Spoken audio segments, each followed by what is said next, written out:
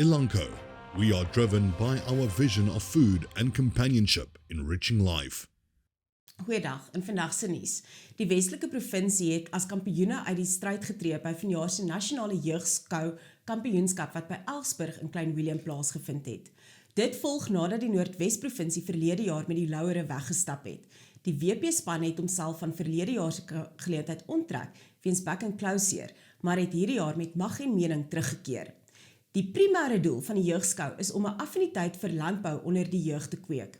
Die kampioenskap lok jaarliks sowat 400 leerders vanuit verskeie provinsies wat teen mekaar meeding in klasse soos skoumanskap, skouvoorbereiding en selfs kulinêre kunste.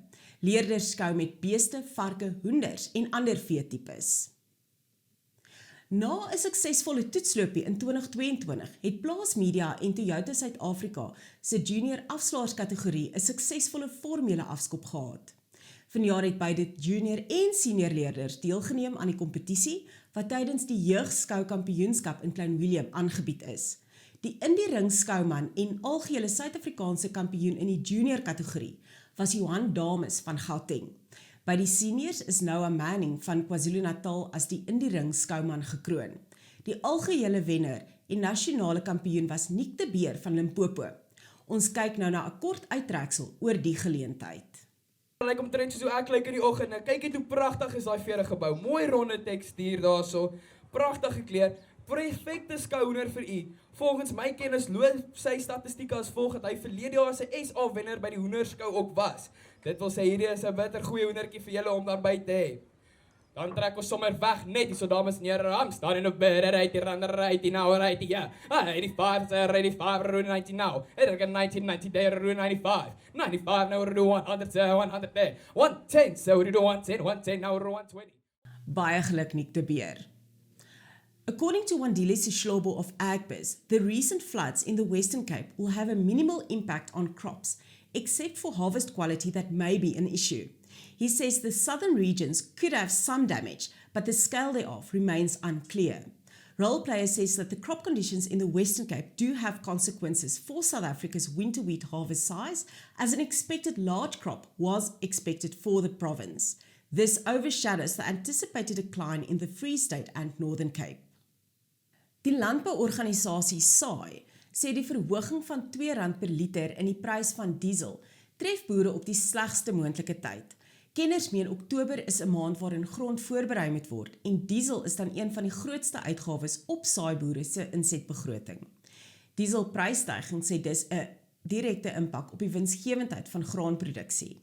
Die totale veebedryf is ook van voer afhanklik en word indirek deur produksiekoste en beskikbaarheid van graan geaffekteer. And the finalists in the annual ALC National Kuano-Fatso Yadikgomo of the Year Awards have been announced. This long-running award aims to honor the work and progress of emerging beef producers in the country.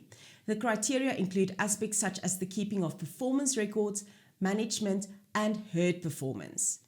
The finalists in this category are Lubabalo Nkwemba from the Eastern Cape, Buseletso Tswao from the Free State, Bumbi Mashlangu from Gauteng, and James Luvuno from KwaZulu-Natal. The other finalists are Rudzani Sadiki from Limpopo, Pakade Kanyile from Mpumalanga, Maria Kantwan from the Northern Cape, and Dwaitso Makhala from Northwest. We wish each of these finalists the best of luck. The winners will be announced on 23 November during a digital award ceremony hosted on the Plaas TV channel. Also look forward to news of the finalists in the other categories. En die Wolmark het tydens van dese week se veiling sy dalende tendens voortgesit.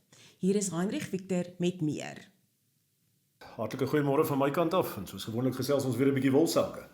Nou op die 7de wolveiling van die seisoen wat op 3 Oktober plaasgevind het, het die Cape Wools Merino aanwyser met 0,7% vir nie gesertifiseerde wol en 0,2% vir gesertifiseerde wol gedaal teenoor die vorige veiling.